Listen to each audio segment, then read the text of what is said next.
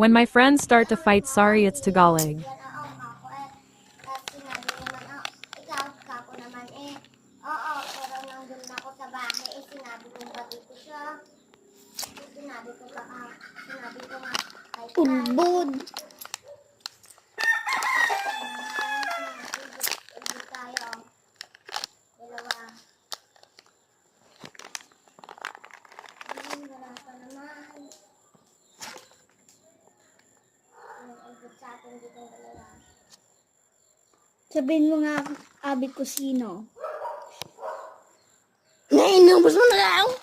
Siya nga, siya. Asya ko naman. Kaya yung udbod, pinaka-udbod dito sa mga ipapalagpag. Ikaw nga ay nagpapautang.